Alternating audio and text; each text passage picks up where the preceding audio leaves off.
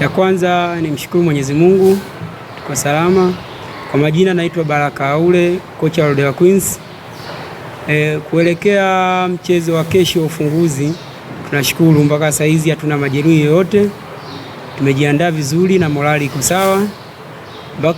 Mpaka saa hii hapa kiufundi tunaona tushachukua point 3. Cha msingi tunaomba mashabiki wote wa Miuji Sekondari, mashabiki wa Msalato, mashabiki wa Mwisho wa Lami, mnadani kiujumla wakaribie, kwa sababu wanatujua vizuri. Ludewa Queens hatuna shughuli ndogo, na huyu mpinzani ambaye kesho tunakutana naye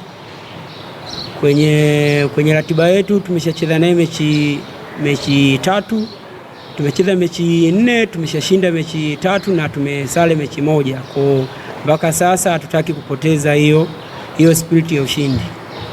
Kwa majina naitwa Jacqueline Elias, ni nahodha wa Ludewa Queens.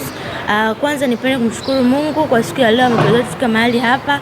Sisi kama Ludewa Queens kwa ajili ya mechi ya kesho tumejiandaa vyema, tumefanya mazoezi vizuri na tunawaheshimu wapinzani wetu IBG Queens. Ingawa tuliwafunga mechi 3 na kutoa nao sare moja, bado tunaheshima juu yao. Na napenda kuwaalika wa mashabiki wote wa Dodoma, ikihusisha viunga vyake vyote vya Miuji Sekondari, mnadani na vingine vyote.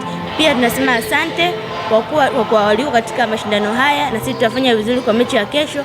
Napenda kuwataarifu kuwa IBG Queens kama hujajiandaa vyema, siku ya kesho tunakwenda kuwachakaza. Mimi naitwa Chaudelo Nicolaus, kocha mkuu wa timu ya IBG Queens.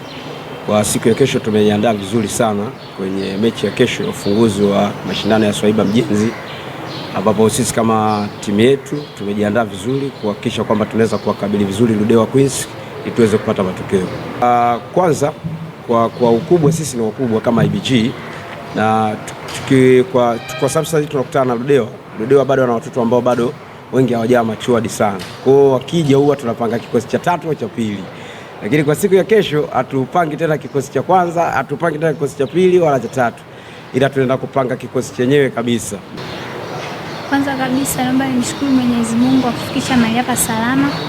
Kwa majina naitwa Sosi Ramadhani Albert, na pia nitoe shukrani kubwa kwa Swaiba Mjenzi kwa kutupa nafasi hii kucheza mechi ya ufunguzi.